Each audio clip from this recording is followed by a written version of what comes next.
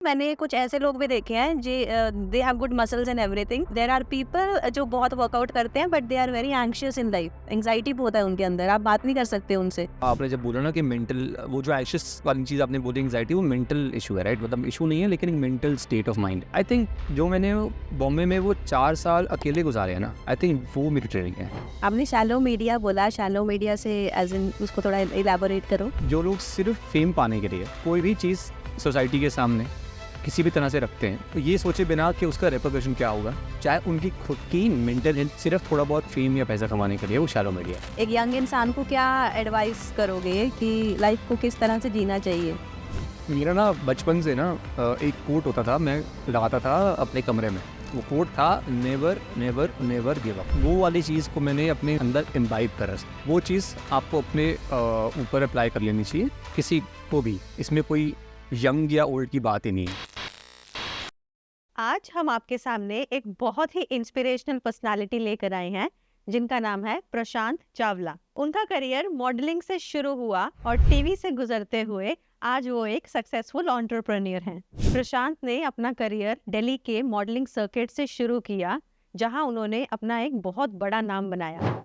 फिर वो अपना एक्टिंग का करियर परस्यू करने के लिए मुंबई गए, जहां उन्हें विद इन 6 मंथ्स अपने पैशन और हार्ड वर्क से एक बहुत बड़ा टीवी सीरियल मिला जिसका नाम था Madhubala, that too as a parallel lead.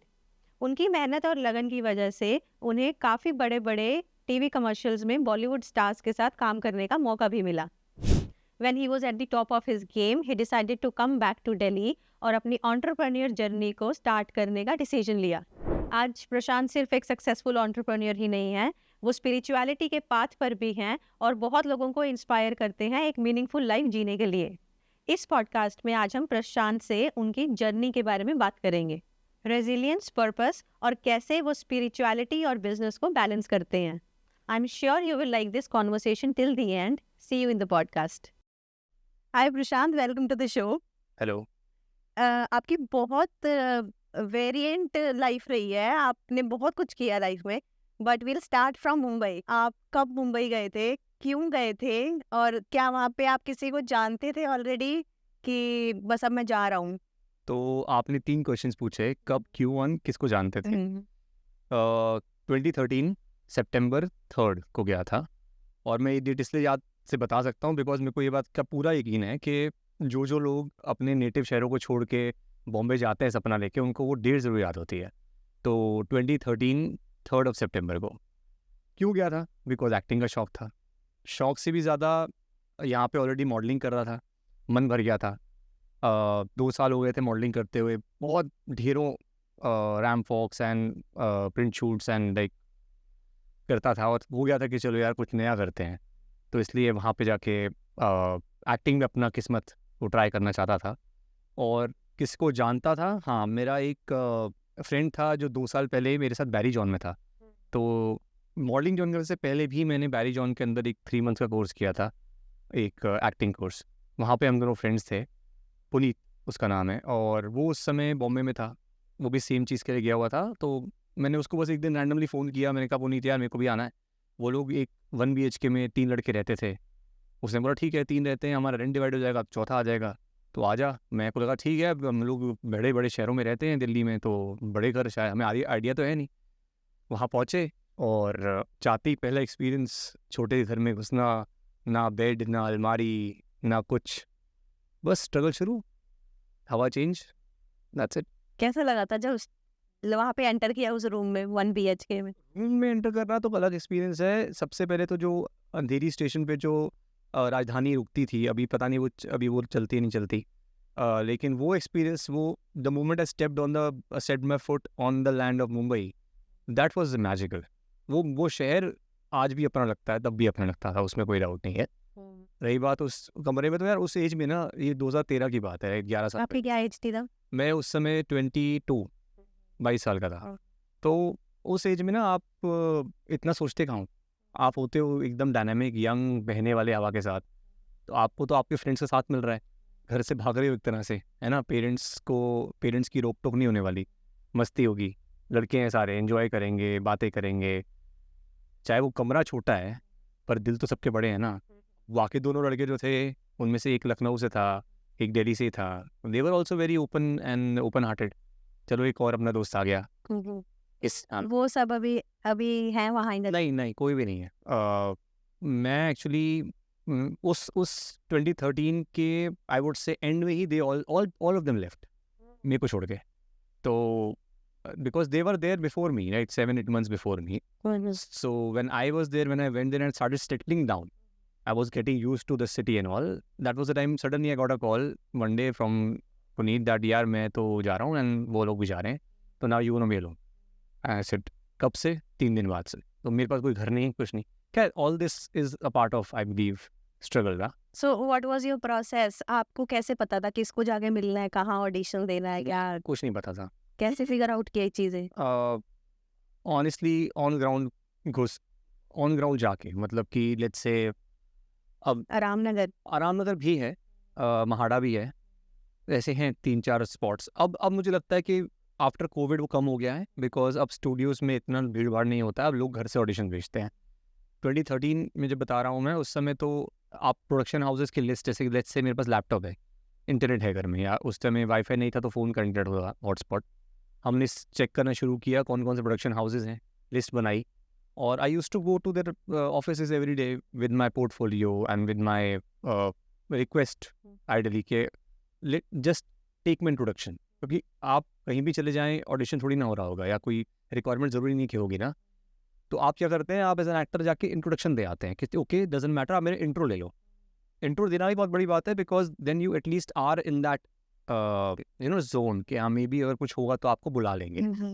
तो स्ट्रगल था, लेट्स से एक बिल्डिंग है पूरी, वहाँ मुझे पता है कि 12-15 प्रोडक्शन हाउसेज हैं, कहाँ है मुझे नहीं पता है। तो आई यूज टू 4 फ्लोर्स की है बिल्डिंग, बॉम्बे में नॉर्मली फ्लोर्स ही हैं, राइट। तो आप एंट्री करें एंड मैंने एक एक कमरे के अंदर घुस के पूछा कि कहाँ ऑडिशन हो रहा है, कहाँ नहीं हो रहा है, कहाँ नहीं हो रहा है। This was my life of first 6-7 months.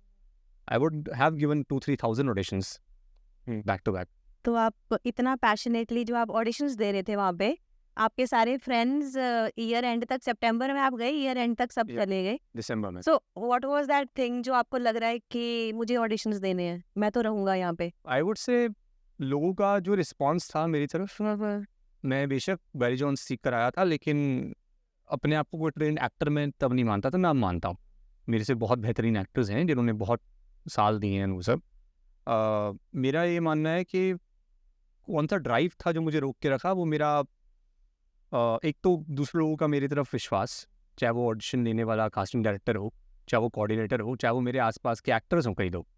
दूसरा मेरा खुद का इनीट नेचर है कि मैं अगर कोई चीज़ करना शुरू करता हूँ तो गिव अप नहीं करता अनटिल अनलेस मैं खुद इस चीज़ को कन्विंस हूँ कि यार अब मुझे नहीं करनी। वो चीज़ मेरे लिए बहुत लेट आती है, but I would say innate drive है मेरे अंदर कि मैं गिव अप बहुत आसानी से करता नहीं हूँ किसी भी चीज़ में।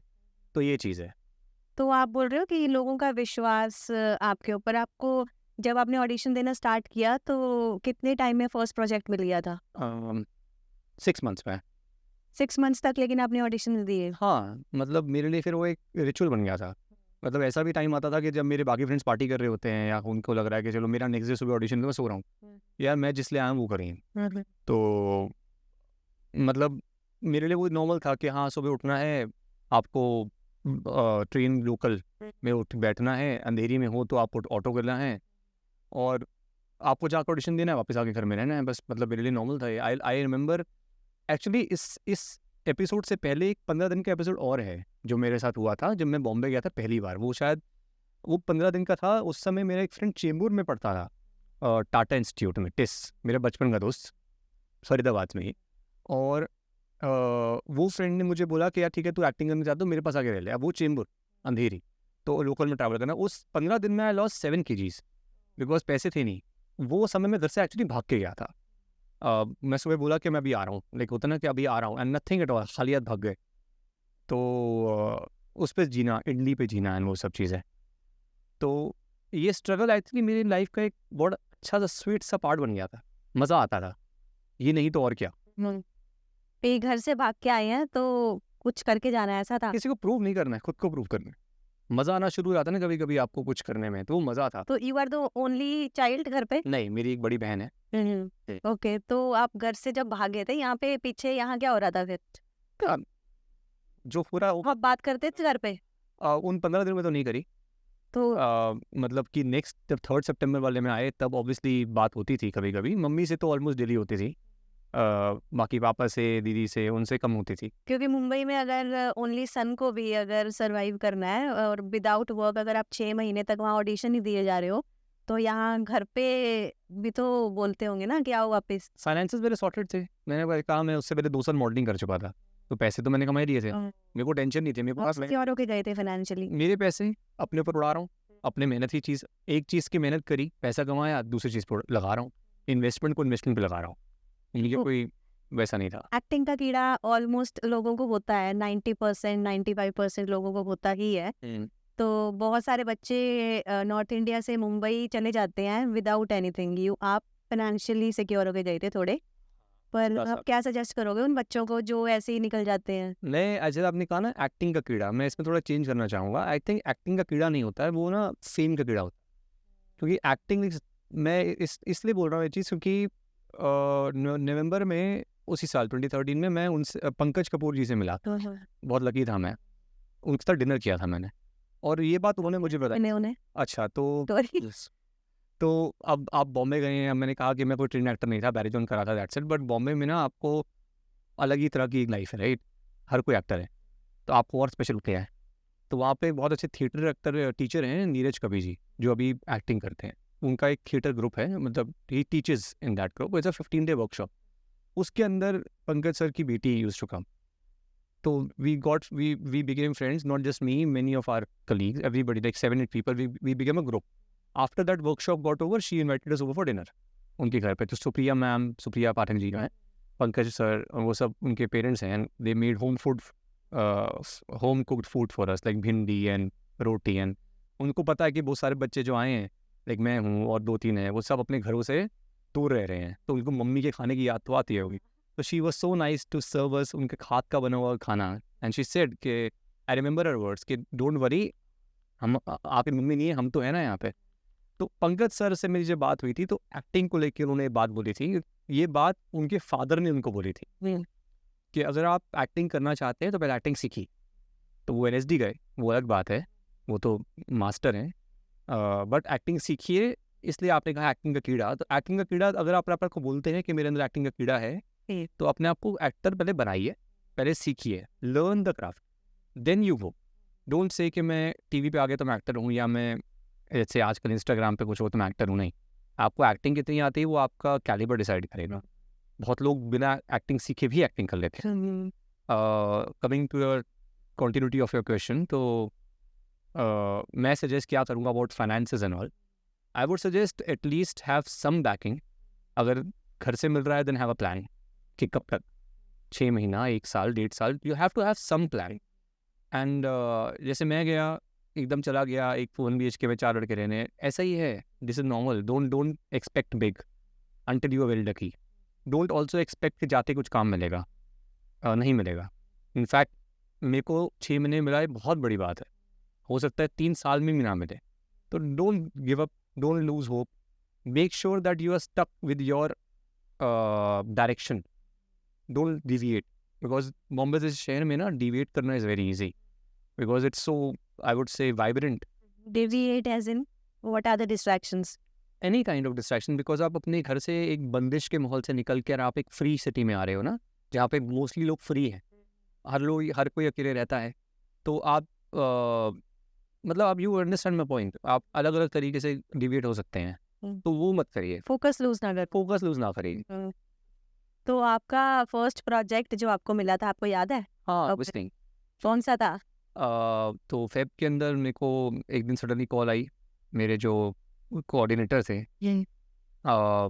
मधु वाला शो आता था कलर्स पे, कि आपको as a parallel lead production house ने सेलेक्ट किया है।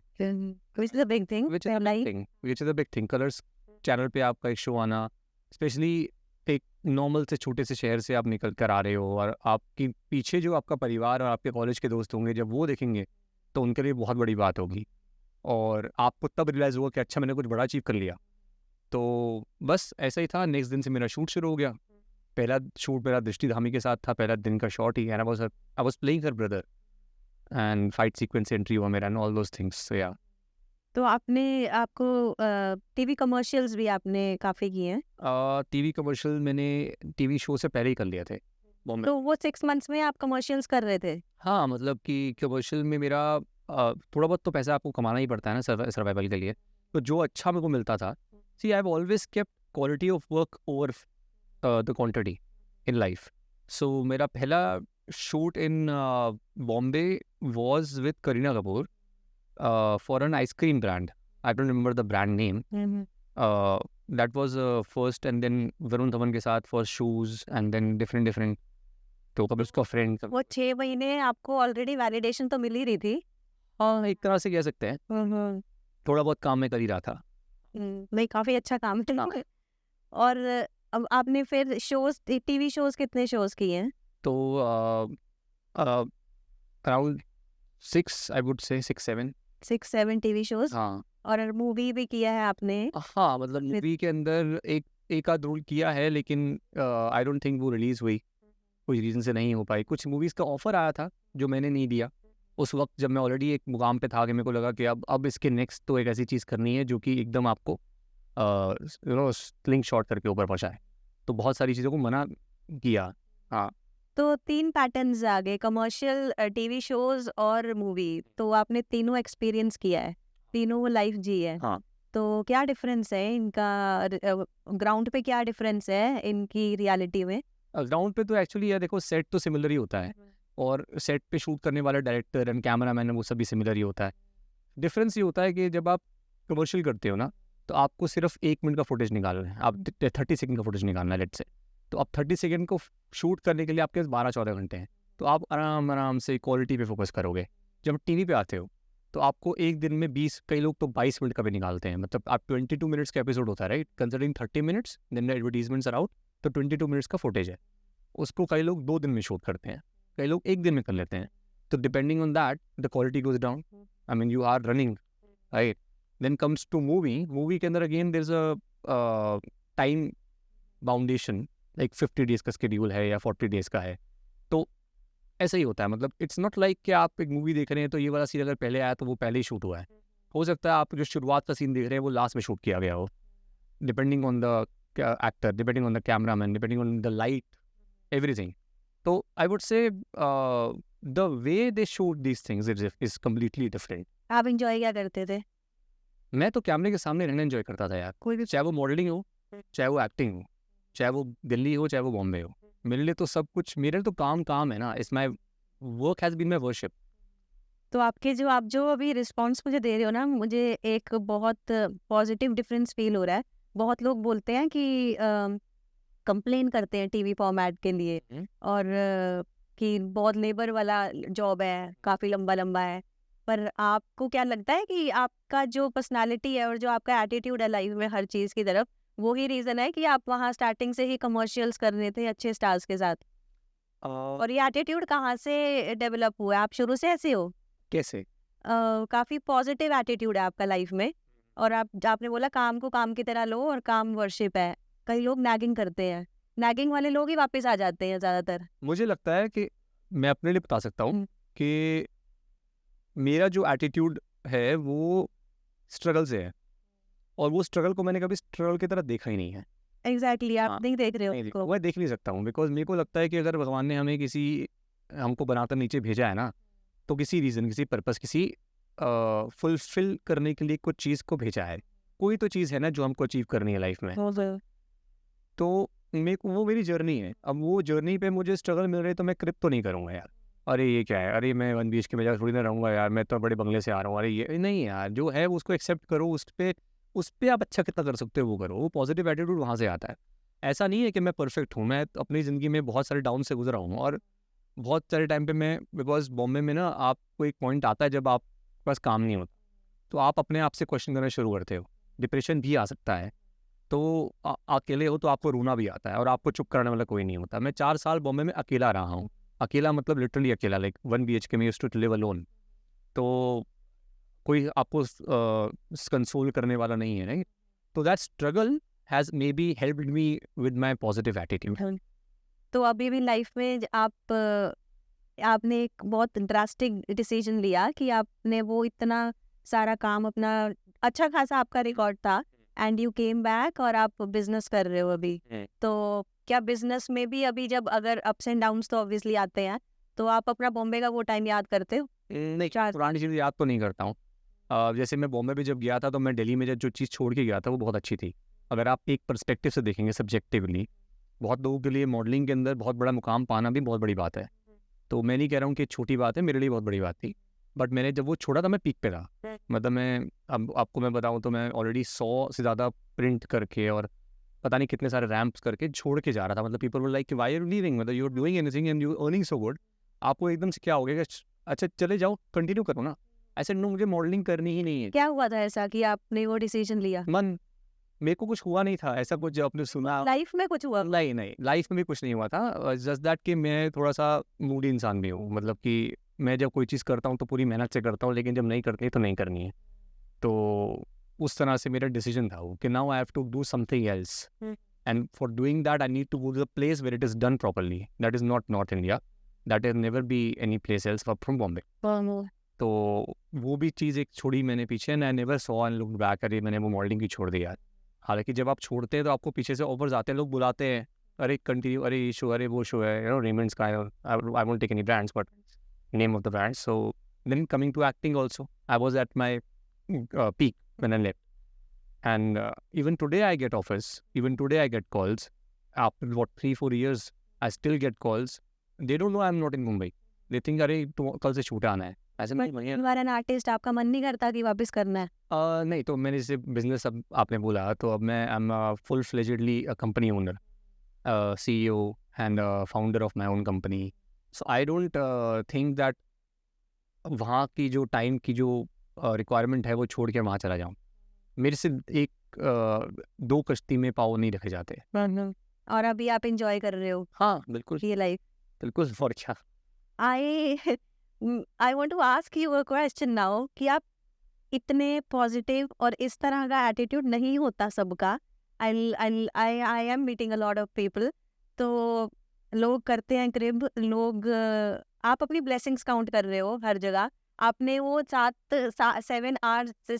kgs जो आपने वेट लूज किया, उसको भी अभी ऐसे बताया था कि बहुत एक मीठा सा टाइम था। वो मेरी मम्मी ने मुझे एक्चुअली बताया था, वो मेरे को रियलाइज नहीं हुआ था। जब मैंने केजी लूज किया तो वापस घर गया तो ये एनर्जी, आपका सोर्स एनर्जी आपकी मदर है फिर? बिल्कुल, आई बिलीव बहुत सपोर्ट। शी इज समबडी की जिसकी पॉजिटिव एनर्जी है और ट्रांसफर होती है। मे बी बिकॉज उन्होंने सपोर्ट तो हमेशा किया है। मुझे याद है मैं बॉम्बे जब जाना चाहता था पहली बार 2013 में, तो I was obviously very confused to go, and it's a big decision. आप सडनली किसी के पास के नए शहर में जाके क्या करोगे, पता तो है नहीं। तो my mom was the only one who said कि आंखें बंद कर वाहिगुरु का नाम ले चले जा।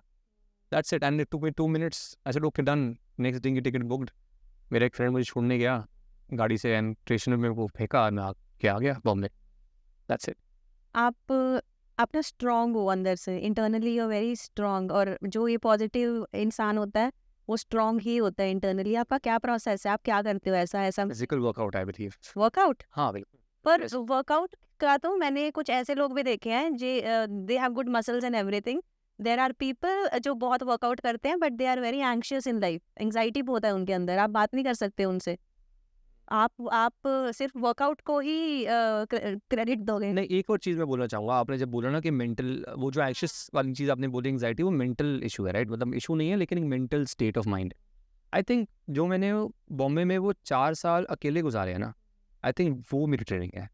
मेरे को अब आपसे बात करके एक्चुअली मुझे ज़्यादा रियलाइज़ हो रहा है कि ऐसा क्यों है कि मैं किसी चीज़ में टूटता नहीं हूँ। एग्जैक्टली। बिकॉज ऑलरेडी जो इतना कुछ फेस करके आगे आ गया ना, उसको फर्क नहीं पड़ेगा किसी भी चीज़ से बड़े पहाड़ टूटने से भी। ऐसा क्या फेस किया था वो 4 साल में कि आपको लगे कि आप सोचिए ना, आप अगर let's say you are living in a flat in which you are only you are the one who is living, right? And I don't party, so I don't drink, I don't smoke, I don't party.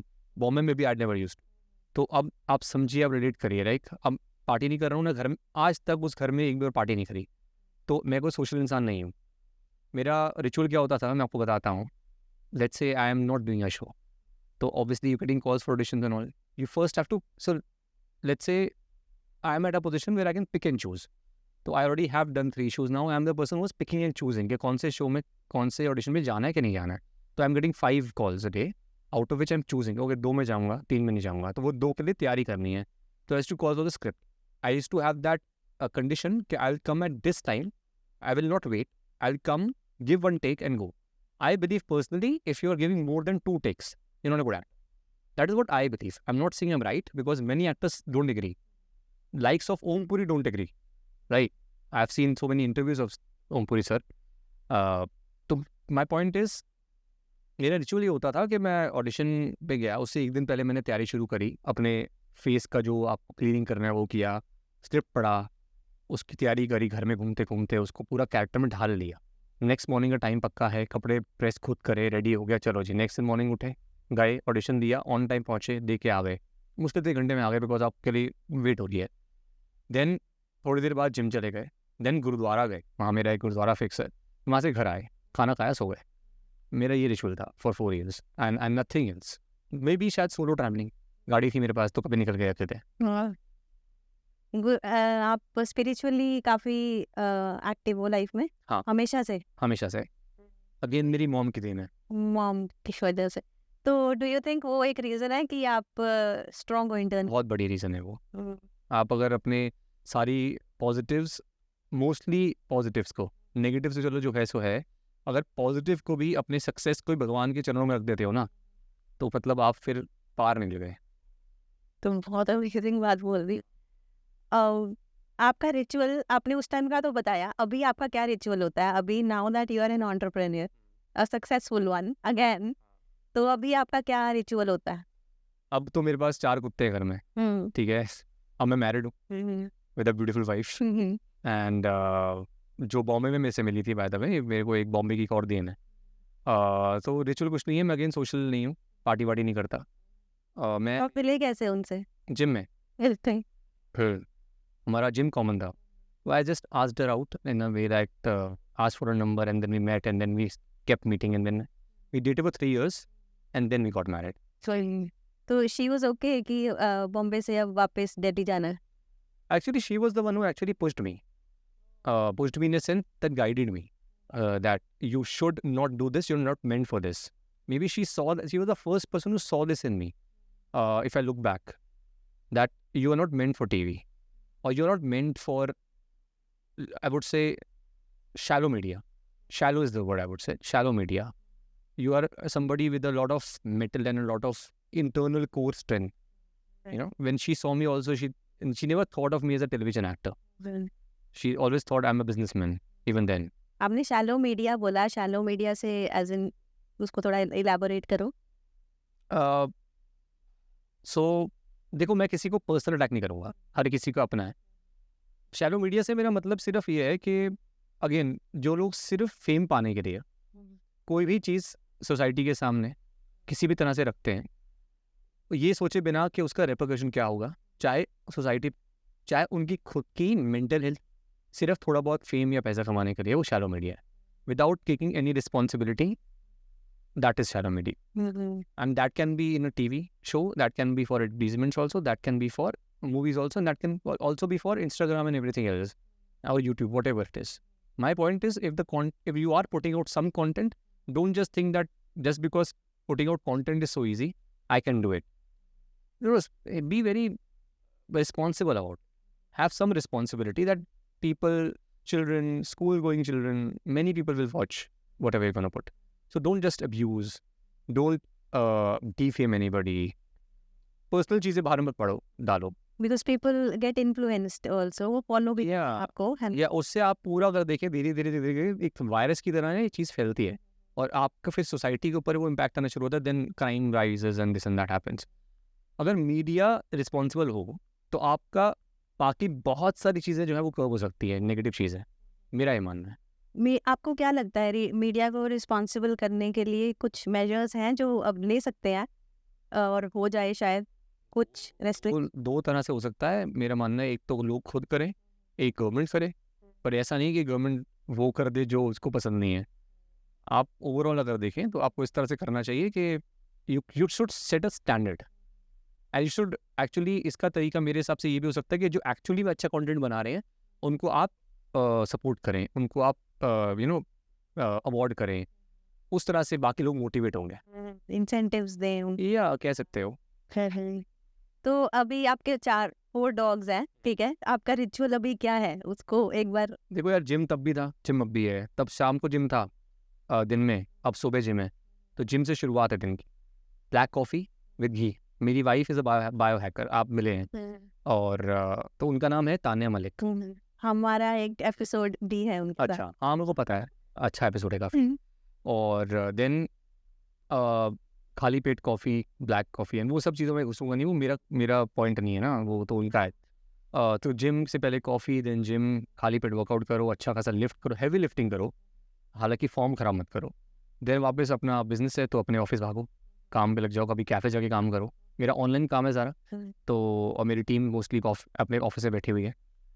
तो उसके बाद वापस घर आ जाओ शाम तक, 4 कुत्ते हैं, उनसे मिलो और लेट जाओ ज़मीन पे, वो आपके ऊपर चढ़ जाएंगे और बस थोड़ी देर में सो जाओ। That's it। सो ये लाइफ आप इंजॉय कर रहे हो हाँ। अपनी। और लग रहा है कि अब इससे तो नहीं भागूंगा। नहीं भाग रहा क्यों है, कभी नहीं भागा मैं तो किसी चीज़ से। नहीं, जैसे आपने आप वो चीज़ छोड़ी तो ये अब नेवर नो।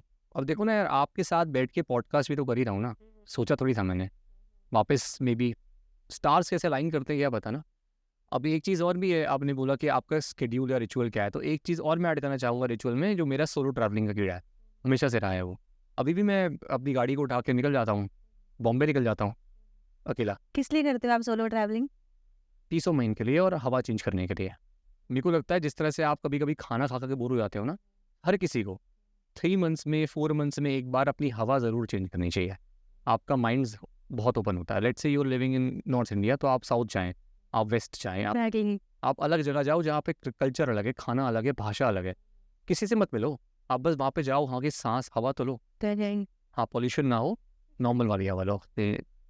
तो सोलो ट्रैवलिंग में कोई एक्सपीरियंस बताओ आप अपना कि हाँ ये you came back and you were grateful for the fact कि अरे शुक्र है मैं गया यहाँ पे। यार ग्रेटफुल तो चीज़ें ऐसी है ना कि गाड़ी ख़राब हो गई थी, वापस आ गया, उसके लिए ग्रेटफुल था एक बार तो, है ना। अदरवाइज़ एक बार लद्दाख का सोलो ट्रैवल किया था, तो बहुत पहली बार किया था 2017 में, अगेन सोलो। तो मज़ा आ गया था कि यार ये भी कोई जन्नत ऐसी जगह है, 7 दिन। क्या ऐसा हुआ कि मजा पता नहीं, बाइक चला रहा था और आसपास पहाड़ एंड सडनली आपके सर पे कुछ हिट करता है ना कि यार ऐसी लाइफ है, मतलब हम लोग किस मतलब मामूली चीज़ों के अंदर उलझे हुए हैं। एग्जैक्टली एक बिगर पिक्चर पता लगती है ना। एंड आपका दिमाग ओपन अप होता है, वो चीज़ ओपन अप रहती है बहुत दिन तक, फिर वापस आकर फिर आप उलझ जाते हैं। इसलिए मैंने कहा 3 महीने में जाओ, कहीं भी जाओ। ये मेरा साथ मेरे फर्स्ट सोलो ट्रैवलिंग पे एक हुआ था, मैं शेयर करती हूँ आपके साथ। मैं जब फ्लाइट में बैठी थी ना, तो मैं ऊपर से नीचे सिटी को देख रही थी, वो किन छोटे छोटी लाइट्स दिखती हैं जो सिटी की। तो मैं बहुत ज़्यादा ओवर थिंकिंग कर रही थी उस टाइम पे। मैं बैठ के फ्लाइट में सोच रही अब इन घरों में सारे बैठ के ओवर थिंकिंग कर रहे होंगे और कितना बड़ा यूनिवर्स है, हम कुछ भी नहीं है, we are just not even a तिनका, है ना। और वो आप सिटी की बात कर रहे हैं, सोचिए वो सिटी अपने आप में कुछ नहीं है। एग्जैक्टली। आप कंट्री पे आए, कंट्री अपने आप में कुछ नहीं है, इट्स जस्ट तो just सोलो ट्रैवलिंग सिर्फ हवा नहीं, solo travelling I guess you get to ponder a lot, आप, है ना। Me time. हाँ, मी टाइम, फिगर्स काफी गुत्थियां ऐसे ही सॉल्व हो जाती हैं, है ना। बिल्कुल। हाँ। कभी कभी ना माइंड को आपको फ्री छोड़ देना चाहिए, प्रेशर ना डाल के, अपने आप चीज़ सॉल्व कर देता है वो।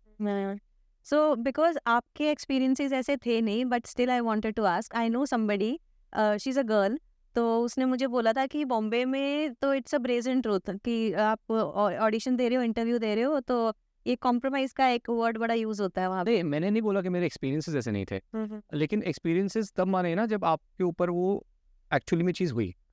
अब लेट्स से अब मैं बॉम्बे में इतने साल रहा, तो ऑब्वियसली एक टाइम था जब मैं स्ट्रगल कर रहा था शुरू का।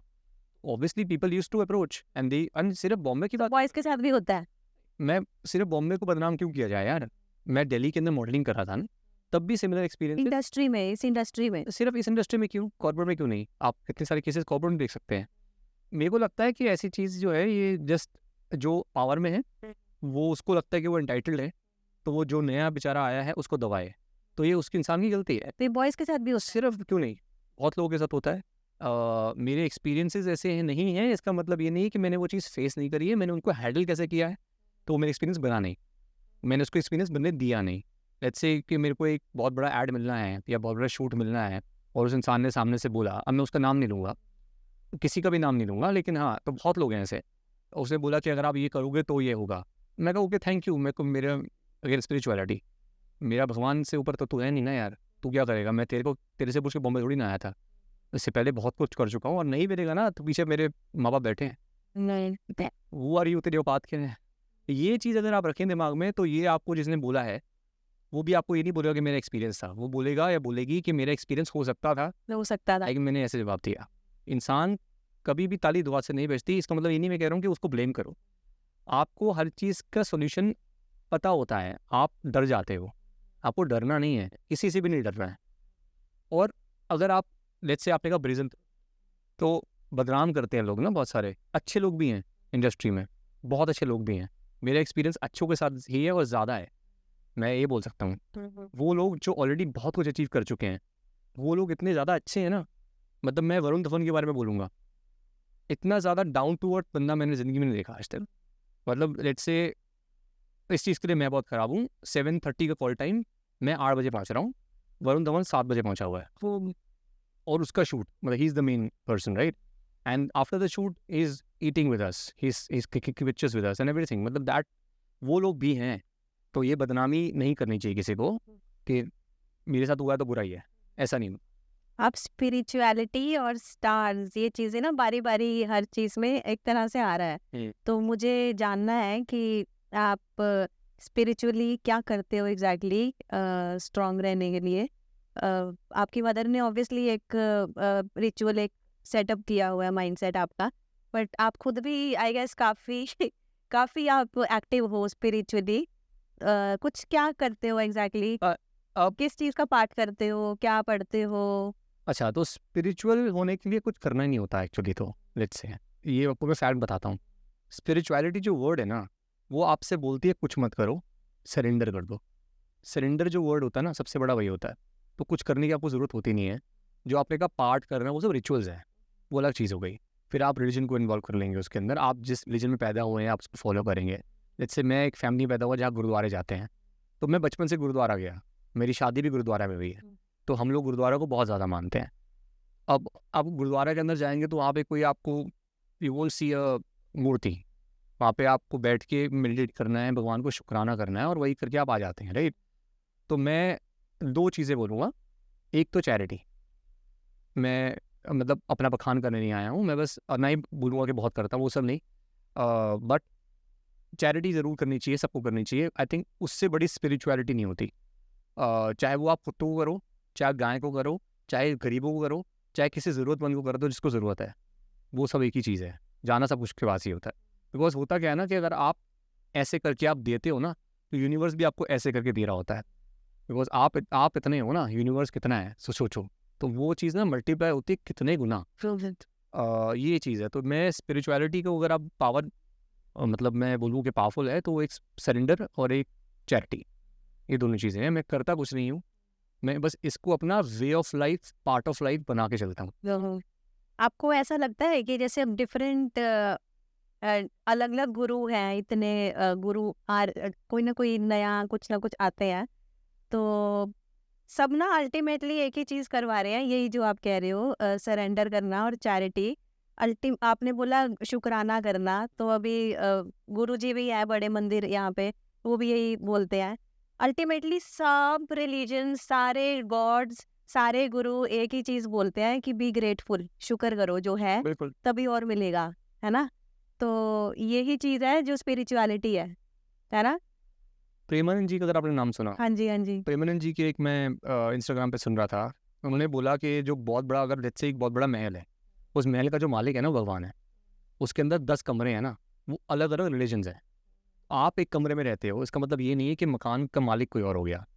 आपका कमरे का मालिक वो कोई और हो सकता है, पर मकान का मालिक तो वही है। तो मेरा पॉइंट, और आपने भी जो बोला, बात वही है। सारे के सारे रिलीजन्स जो होते हैं ना, वो कंबाइन होकर सिर्फ एक यूनिटी में मिल जाते हैं, वननेस। जो आप शिव बोल लो, विष्णु बोल लो, आप ब्रह्मा बोल लो, आप कुछ भी बोल सकते हो। आपके लिए it's Waheguru, it's one. Basically सब कुछ, सबका मालिक एक, is what I believe in personally. तो आप एस्ट्रोलॉजी में भी आपका काफी इंटरेस्ट है, हाँ तो कैसे सीख रहे हो आप एस्ट्रोलॉजी? यार, एस्ट्रोलॉजी में मेरा इंटरेस्ट अगेन कोविड के टाइम पे एक्टिव हुआ। और शुरू में तो यूट्यूब वीडियोस, अलग अलग लोगों की वीडियोस देखना, एक पॉइंट पे आके अलग अलग लोगों से सीखना, कभी कोई पसंद आया तो उनका कोर्स ज्वाइन कर लिया, बुक्स ऑर्डर कर दी और पढ़ना शुरू कर दिया। कोई भी बुक्स ऐसे? नहीं मतलब जैसे उनके कोर्स में देखा कि उन्होंने सजेस्ट किया तो वो वाली बुक ऑर्डर कर दिया, जितना समझ में आया उतना पढ़ा। किन का कोर्स आप? बहुत सारे लोग हैं। तो मैं अगर पर्सनली किसी को सजेस्ट करूं तो मैं सजेस्ट करूंगा कि लोगों को अगर एस्ट्रोलॉजी में इंटरेस्ट है तो दीपांशु गिरी को सुनना चाहिए। उनका चैनल है लूनर एस्ट्रो के नाम से यूट्यूब पे। इनको सुनना चाहिए, उनसे सीखना चाहिए। उनके कोर्सेज भी अवेलेबल हैं और वो फ्री में भी, उनके कोर्सेज कुछ फ्री हैं तो वहाँ भी आप जाके सीख सकते हैं। ये मैं अपने पर्सनल एक्सपीरियंस से बता सकता हूँ। अदरवाइज मेरा पर्सनल इंटरेस्ट एस्ट्रोलॉजी में करते करते करते लर्न करते करते ऐसे ही हुआ, और मैं अभी रिसेंटली दीपांशु सर के मैंने एक कोर्स खत्म किया कुछ दिन पहले। और वैदिक एस्ट्रोलॉजी? या वैदिक एस्ट्रोलॉजी में ही। तो आप अपनी लाइफ में अप्लाई करते हो उसको? बहुत ज़्यादा नहीं, अगेन सरेंडर कर रहा हूँ तो इतना ज़्यादा, बहुत ज़्यादा घुस जाऊँगा तो फिर पागल ही हो जाऊँगा। और ऑल्सो मेरे को ये पता है कि मेरा लाइफ का आई वुड से अल्टीमेट डेस्टिनेशन एस्ट्रोलॉजी नहीं है। It's not that.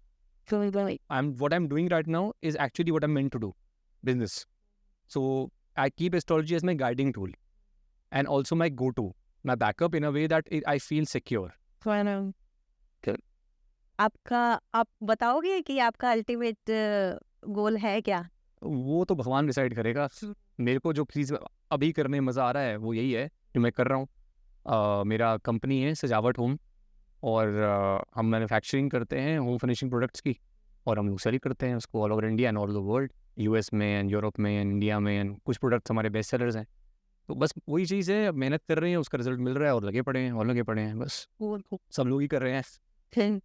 तो प्रशांत, मैं आपसे 2-3 बार पहले मिल चुकी हूँ तान्या के साथ ऑब्वियसली, लेकिन अभी बैठ के जिस प्रशांत को मैंने जाना है, मेरा सेंस ऑफ रिस्पेक्ट यहाँ से यहाँ ऑलरेडी जा चुका है, because now I am connecting. और जो आप डिफरेंट हो, आपको आप रियलाइज नहीं कर रहे हो मे बी, या फिर आप बोल नहीं रहे हो। 22-year-old गाय मुंबई में अकेला अच्छे खासे स्टार्स के साथ कमर्शियल्स कर रहा है, अकेला रह रहा है, वो डेविएट कैसे नहीं हुआ और उसका फोकस कैसे शार्प रहा? ओके, तो आपको बोरिंग नहीं बोलते थे लोग? अभी बोलते हैं।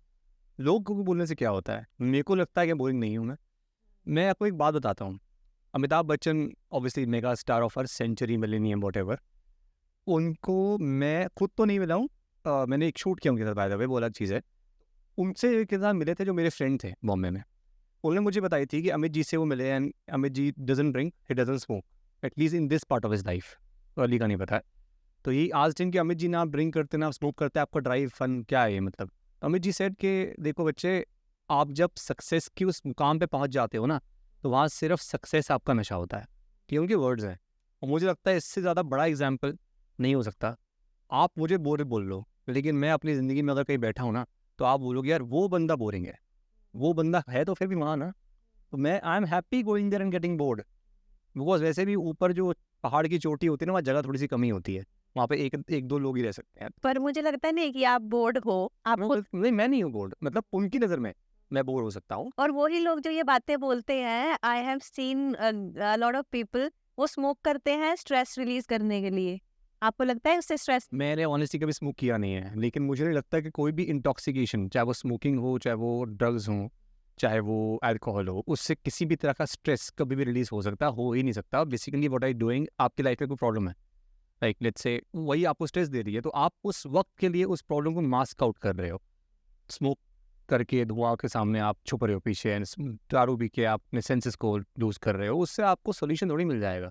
सोल्यूशन मिलेगा आपको, शांति से दिमाग लगा के बैठना पड़ेगा टेबल पर, आपको सोचना पड़ेगा यार ये दिक्कत तो है, अब मैं इसका सोल्यूशन कैसे निकालूं, अब मैं क्या कर सकता हूँ, क्या मैं इसे डील कर सकता हूँ, अच्छा कर सकता हूँ, कैसे कर सकता हूँ, ऐसे कर सकता हूँ, क्या मुझे किसी की हेल्प चाहिए, वो सब चीज़ें आपको फिगर आउट करनी पड़ेंगी। स्मोक कर लो, ड्रिंक कर लो, और फिर उसके बाद आप उसी लूप में घूमते रहो, तो आप अपनी लाइफ बर्बाद कर रहे हो। और वैसे भी मेरे को लगता है कि हेल्थ से ऊपर कुछ होता नहीं है। ये चीज़ मैंने खुद अपने पर्सनल लेवल पे सफ़र करी है। मेरा एक बार लिवर सर्जरी हो चुका है, हालांकि मैं ड्रिंक नहीं करता, तो भी वो अमीबिक वाटर से हुआ था, पानी गलत पी लिया था मैंने, and I was in the hospital for 20 days, जहाँ मैंने 15 kg वेट लूज़ करा था, and a person like me was so much into fitness. मुझे अभी भी याद है उस टाइम पे मैंने की बात है ये? 2018 की, फेब 2018 की, एक शाम पहले मैं जिम के अंदर अपनी फ़ोटो लगा रहा हूँ फेसबुक पे with proper build up muscles and like ripped everything, right? And next morning I am in the hospital and cut to 15 days 20 days बाद I am like 65 kg and एकदम बिना चलने वाला बंदा। तो आई नो हेल्थ जब जाती है ना, तो उसके फिर तो और कुछ नहीं है यार, हेल्थ से ऊपर कुछ नहीं होता। और आपने एक बात और पूछी, 22 साल का लड़का बॉम्बे में है। यार उसमें उम्र की बात और बॉम्बे की बात नहीं है। पहली बात तो बॉम्बे को बदनाम नहीं करना चाहिए हमें। जस्ट बिकॉज आप वहाँ पे अकेले रह रहे हैं, आपको वहाँ बहुत कुछ ऑप्शन मिल रहा है, तो आप उसमें बहुत सारे लोग ऐसे भी हैं ना जो वहाँ बहुत कुछ बने हैं। आप उनसे पूछें कैसे बन गए, वो बोलेंगे हाँ तो हम लोगों ने मेहनत करी, हमको मिल गया। 90% लोग जो मेहनत नहीं करते ना, उनके पास ये बोलने का बहाना होता है कि क्योंकि हमारे पास इतने डिस्ट्रैक्शन थे, क्योंकि हमको कॉम्प्रोमाइज़ करने को बोला गया, क्योंकि हमारे साथ ये हुआ। वो एक्सक्यूजेस जो दे रहा है ना, वो अपनी मेहनत से डिविएट हो चुका है। और जो कुछ लोग अपनी सक्सेस को लक के ऊपर ही डाल देते हैं कि लक फैक्टर ही था। गलत नहीं करते, मैं मानता हूँ इस बात को। लक बहुत बड़ा फैक्टर होता है, luck is the x factor. लेकिन सिर्फ लक के ऊपर डालना वो भी सही नहीं है, मेहनत तो फिर भी करनी पड़ेगी। लेकिन जैसे एस्ट्रोलॉजी के अंदर भी मैं पढ़ता हूँ, और बहुत एस्ट्रोलॉजी स्टूडेंट्स मानेंगे इस बात को कि लक जो है ना वो बहुत ज़्यादा इंपॉर्टेंट रोल प्ले करता है, उसके बिना कुछ भी नहीं हो सकता।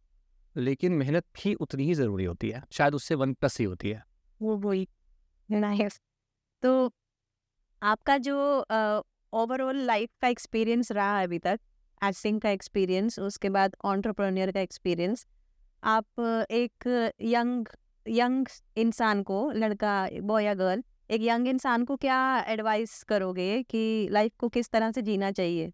मेरा ना बचपन से ना एक कोट होता था, मैं लगाता था अपने कमरे में, पोस्टर। और ये बात मैं बता रहा हूँ जब मैं 6th में था, 6th से लेके 12th, देन बॉम्बे में कमरे में, देन फरीदाबाद के कमरों में, और अपने कमरे में दीवार पे वो कोट था, never never never give up. वो वाली चीज़ को मैंने अपने अंदर इम्बाइब कर रखा।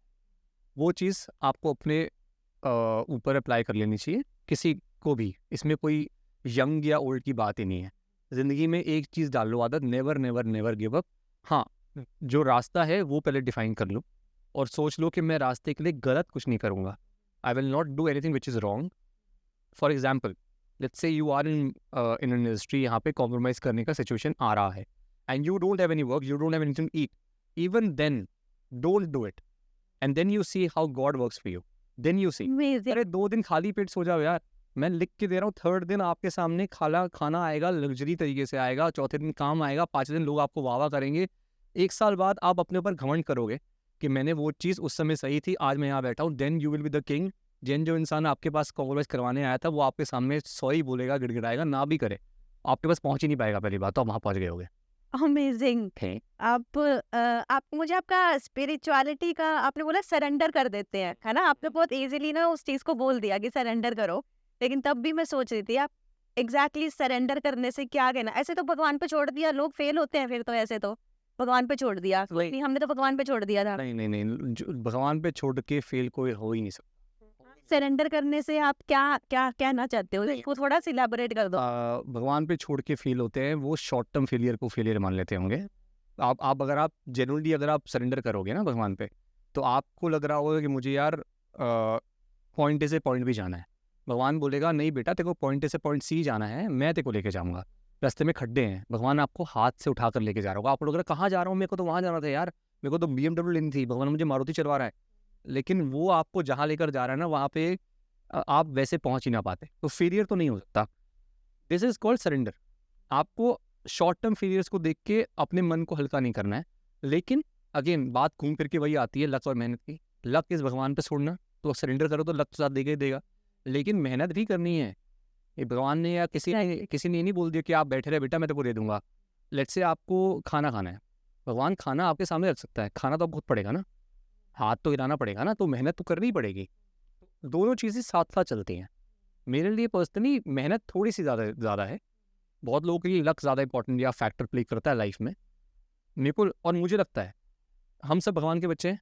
अगर हम मेहनत कर रहे होंगे ना, तो भगवान ऑटोमेटिकली सपोर्ट करना शुरू कर देते हैं। आप प्रशांत, अभी मैंने ना आपको एज अ पर्सन समझा है, तो क्योंकि मैं तान्या को जानती हूँ, तान्या के साथ एक पॉडकास्ट हमारा ऑलरेडी हो चुका है, she is a strong woman, ठीक है। तो आज के टाइम में अल्फा मेल का कॉन्सेप्ट बहुत चल रहा है। So you being a partner of an alpha female, I would say, आप किस तरह से, आपको क्या लगता है कि आप दोनों की कंपैटिबिलिटी इतनी स्ट्रांग कैसे है?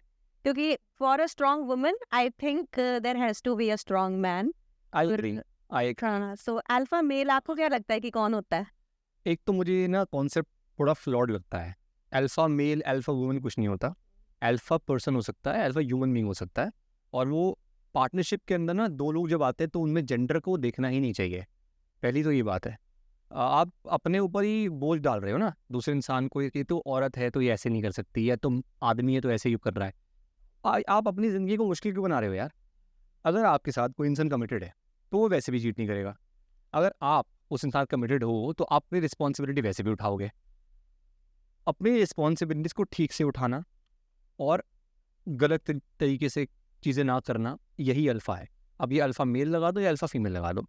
उसके बाद दूसरी चीज़ जो मीडिया में जो मतलब आजकल जो नॉनसेंस मूवीज़ बन रही हैं, जिसके अंदर लोग बड़े-बड़े स्टार्स एक्ट कर रहे हैं, हमको पता है किसकी बात मैं कर रहा हूँ, और लोग को लगता है कि अल्फ़ा मेल मैस्कुलिनिटी का एग्जांपल है, बिल्कुल भी नहीं है। भाई मैं जिम में 200 किलो का डेडलिफ्ट मारता हूँ और मैं बोल सकता हूँ कि मैं अपने घर में बीवी से डरता हूँ, और मैं फिर भी अल्फ़ा हूँ और तुमसे ज़्यादा स्ट्रॉन्ग हूँ। अमेजिंग। तो अब ये चीज़ है ना, अब मैं डरता हूँ मतलब ये नहीं कि मैं डरपोक हो गया। डरता हूँ बिकॉज़ प्यार करता हूँ, बिकॉज़ मुझे पता है करता हूँ। रिस्पेक्ट एंड ऑल्सो प्यार, बिकॉज़ मुझे ये पता है कि कुछ चीज़ें ऐसी हैं जो मुझको नहीं पता है ना, वो उसको ज़्यादा पता है। तो मैं समझदारी करूँगा ना कि जो इंसान को ज़्यादा पता है उसको करने दूँ, उसमें मेरा भी तो फ़ायदा है ना, मुझे करना नहीं पड़ रहा। मैं क्यों अपने आप को अपनी ज़िंदगी को मुश्किल बनाऊँ? तो आपको क्या लगता है कि because Tanya is into bio hacking, खुद हेल्थ पे काफी फोकस रखती है, आपको आपने अपनी लाइफ को, अपनी सक्सेस को काफी क्रेडिट अपनी फिटनेस को ही दिया है ना? तो आपको क्या लगता है कि तान्या की आपकी लाइफ में आने से, आपकी पार्टनर का आपकी लाइफ में आने से, क्या आपकी सक्सेस और आपकी फिटनेस और अच्छी हुई है? मुझे लगता है कि फ़िटनेस मैं इंडिविजुअली देखता हूँ। उसके अंदर मैं मतलब कि अगर मैं शादीशुदा ना भी होता, तो भी सिंगल होता, तो भी फ़िटनेस में तो मैं ज़रूर होता। बेशक पार्टनर फिटनेस में ना होती। तो भी होता।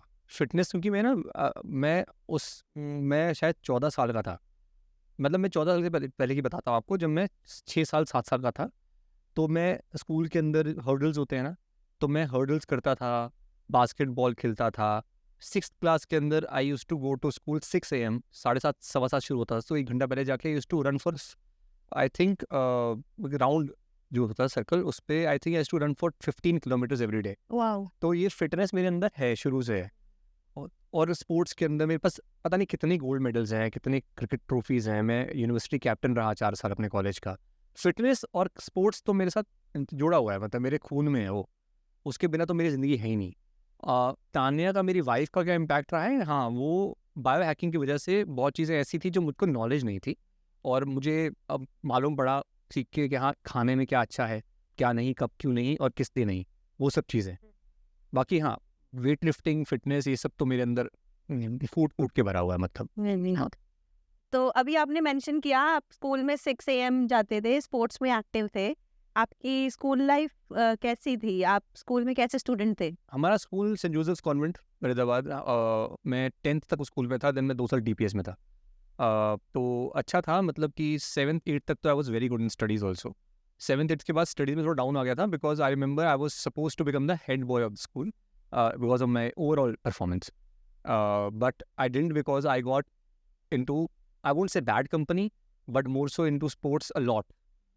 मतलब कि I was the macho person of the school, लड़का एक जो सब जानते हैं। और उसके बाद similar thing happened school DPS also, like college में भी सम कंटिन्यू हुई। I never used to attend college. Attendance मेरी लो होती थी because I was my captain, university captain cricket का। I was given the attendance, and इसी तरह से मैंने कौन सा कॉलेज था? CITM, this is also in Faridabad. मेरी स्कूलिंग पूरी मेरे शहर में हुई है, जो मेरे घर के आसपास के दायरे 2 किलोमीटर के दायरे में रहा है। मेरी एजुकेशन पूरी ऐसी ही हुई है। मैं मैकेनिकल इंजीनियर हूँ बाय द वे। और Okay. हाँ, और उसके बाद मैं इंडस्ट्री में घुसा, मॉडलिंग में एंड एक्टिंग में, वो सब। फिटनेस शुरू से रही है। जिम से पहले स्पोर्ट्स था, देन जिम था, अभी भी जिम है, बीच में स्पोर्ट्स भी रहा है, और अलग अलग तरह के स्पोर्ट्स मैंने खेले हैं। Table tennis, long jump, high jump, hurdles मैंने बताया आपको, रिले रेसेस, मतलब इतना स्टेमिना था मेरे अंदर 10th 12th के अंदर कि मैं 4000 मीटर की रेस करके आता था, फिर मैं स्प्रिंट कर सकता था और मेरे को करवाते थे और मैं जीतता था गोल्ड मेडल, बिकॉज मेरे अंदर इतना स्ट्रेंथ था। वो बचपन से मेरे अंदर रहा है। फिटनेस तो मेरे को लगता है कि हर किसी को, चाहे वो आप जिम जाओ ना जाओ, चाहे आप हो सकता है स्पोर्ट्स में अच्छे नहीं हो, फिजिकल फिटनेस और फिजिकल एक्टिविटी को अपनी ज़िंदगी का एक, आई वोंट से सिर्फ एक छोटी सी चीज़, I would say part of life बनाओ। मतलब कि रिचुअल सा बना लो। जैसे आपको डेली अगर मंदिर जाना है तो डेली आपको फिजिकल फिटनेस कुछ करनी ही है, उसके बिना आपको नींद नहीं आनी चाहिए। मुझे नहीं आती, अगर मैं जिम जाके वेट नहीं उठाऊँ ना, मेरे को नींद नहीं आती, चाहे मैं थका पड़ा हूँगा मेरे को, लेकिन बस वो फील करना है कि यार कुछ तोड़ना है, मतलब आज जाके कुछ वैसा, वो आग है, वो ज़रूरी है सबके लिए, मेंटल फिटनेस के लिए मेरे को लगता है। आप फिटनेस को काफ़ी इम्पोर्टेंस दे रहे हो, लेकिन मैं खुद जिम रेगुलरली जाती हूँ और पिछले 2 ढाई साल में मैंने देखे हैं इतने सारे लोग जो मेरे से ज़्यादा रेगुलर जिम जाते हैं, मैं फिर भी स्किप कर देती हूँ। पर वो मेंटली फिट नहीं है। मुझे नहीं लगता कि इतना रेगुलर जिम जाना उनके लिए लाइफ में बेनिफिट कर रहा है, पर आपके लिए कर रहा है, आप उसको इम्पोर्टेंस दे रहे हो। हाँ तो आप उनको क्या बोलना चाहोगे? यार, मेंटल फिटनेस के साथ अगर फिजिकल फिटनेस को जोड़ रहे हो तो आप होलिस्टिक बात कर रहे हो, होलिस्टिक फिटनेस की बात कर रहे हो, राइट? हालांकि अलग अलग बताया गया दोनों को, लेकिन मेरे को लगता है बहुत स्ट्रॉन्ग कोरिलेशन है। जिम जाना ये मेरे लिए फिजिकल फिटनेस है, बट अपना ही बताऊँ अगर मैं, तो फिजिकल फिटनेस जिम जाके मेरे को जो फील होता है, मैं वहाँ मेंटली भी स्ट्रॉन्ग हो रहा होता हूँ। बिकॉज अगर मेरे को मालूम है कि मैं 50 किलो का डंबल नहीं उठा सकता, तो मैं फिर भी जाऊँगा, उठाऊँगा। हाँ, लेकिन मैं ऑन कैमरा बात बोलना चाहूँगा, भाई लोग बिल्कुल do not compromise form for wait.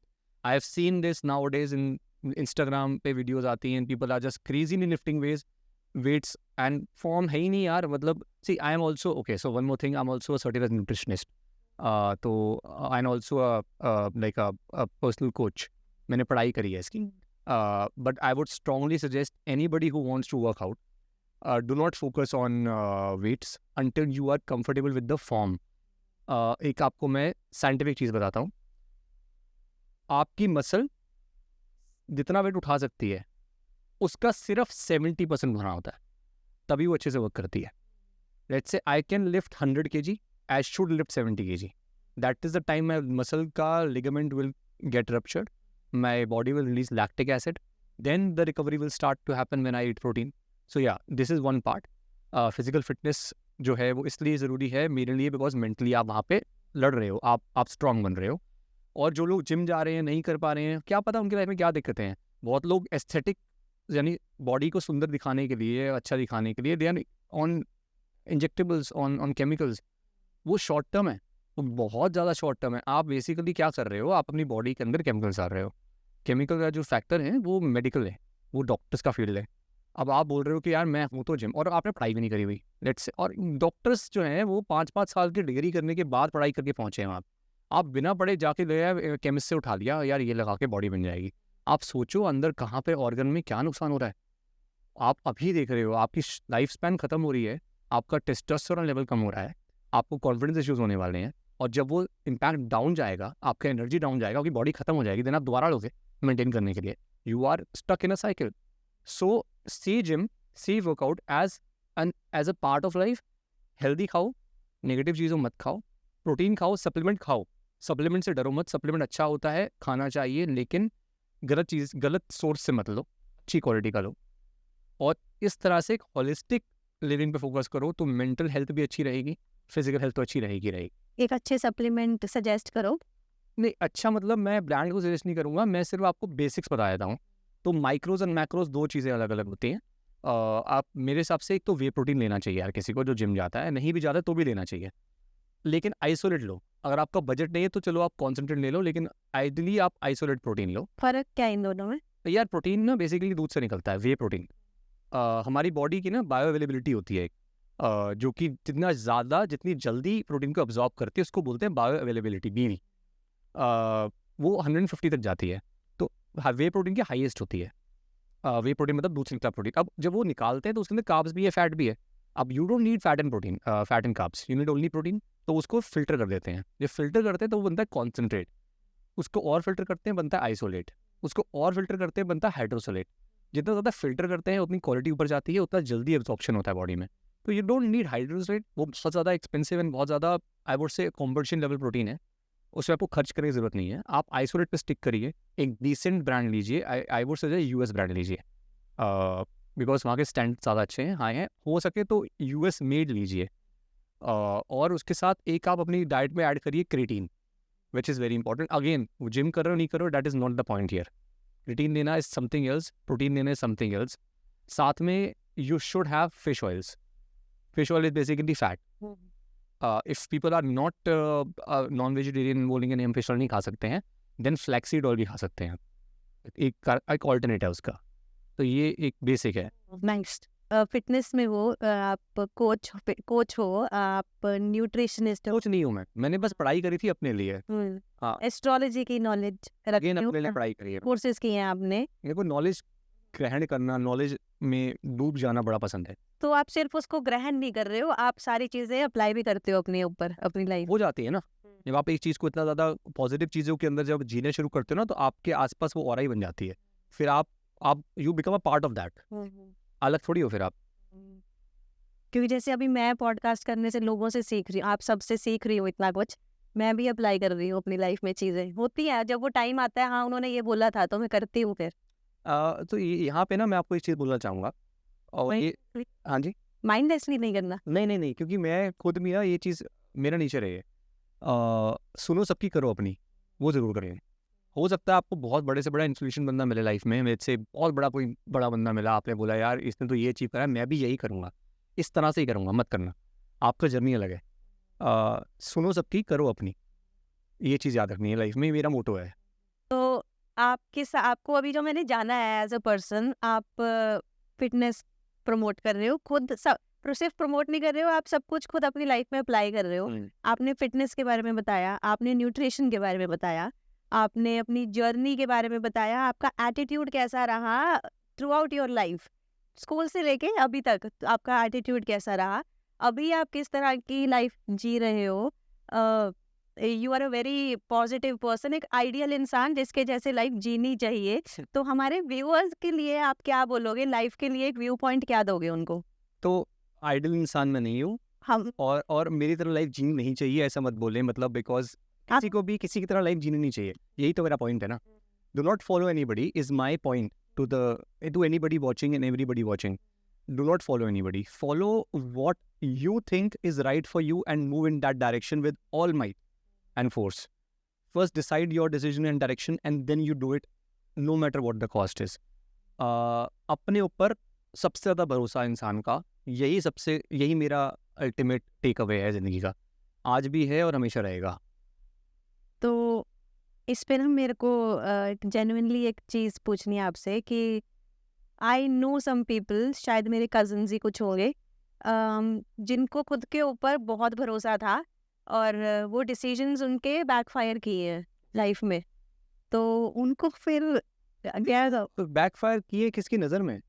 उनके जनरल इन लाइफ, आपको बिजनेस जब करना है या लाइफ में कोई डिसीजन मैं लेना। आपको एग्जांपल देता हूँ। हाँ, मैं बॉम्बे गया ना, तो मेरा पहला शो मधुबाला, देन मैंने किया दीप दास्तां, देन मैंने किया वीरा, बैक टू बैक 8 महीनों में 3 top shows, Colors, Life OK आता था उस टाइम पे। पहले Colors, then Star Plus, then Life OK, and proper parallel leads, right. Then उसके बाद 2 साल तक काम नहीं। जब 2 साल तक काम नहीं था, तो जो मेरे शहर में लोग हैं और जो मेरे परिवार वाले हैं, अरे यार हो गया ना फेल, बैकफायर तो कर गया इसको। अब बैकफायर उनकी नज़र में किया ना, वो मेरी नज़र में तो बिल्कुल बैकफायर नहीं किया, बिकॉज मैंने तो जो अचीव करा है वो आज आपके सामने बैठा हो ना। तो आपके कजन्स जिनको जो बैकफायर, अगर वो मानते हैं कि बैकफायर किया है तो अलग चैप्टर है। एग्जैक्टली। उनको ये बोलो कि भाई तुम क्या मानते हो, दुनिया को छोड़ो, माँ बाप को भी छोड़ो और परिवार को भी छोड़ो, खुद अपने आप से आईने में देख के पूछो यार मैं मानता हूँ कि मैं फेलियर हूँ या मैं मानता हूँ कि फेलियर नहीं हूँ। दूसरी बात, अगर आप 80% भगवान पे भरोसा करके 20% मेहनत कर रहे हो, इसलिए बोल रहा हूँ ईजी है ये, मेरा थोड़ा उल्टा मोटा, मैं 60% मेहनत करता हूँ, 40% मतलब सरेंडर हूँ, राइट। बट ईजी बताओ, 80% का सरेंडर कर दो, 20% मेहनत कर लोगे तो आप फेलियर नहीं हो सकते हो, कभी भी नहीं हो सकते हो। बस यार सरेंडर कर दिया जिस इंसान ने, फेलियर कैसे हो सकता है? हो सकता है क्या बैकफायर कर सकता है कुछ उसको? कैसे करेगा? आप सोचो ना, जब उसने सरेंडर करके कोई चीज़ करी होगी वो भगवान की मर्जी से हुई, अब भगवान की मर्जी से कोई चीज़ बैकफायर कभी हो सकती है क्या? तो बेसिकली उन्होंने सरेंडर ही नहीं किया है नहीं, अब ढंग से। क्या पता नहीं किया हो, नहीं किया तो अब कर दें, अभी कर देंगे तो अभी हो जाएगा, मैजिक है, एग्जैक्टली। यूनिवर्स तो मैजिक है। Thank you so much for coming Prashant. My pleasure, it was a pleasure. Pleasure, pleasure, my thank you so much. Thanks a lot, thank you.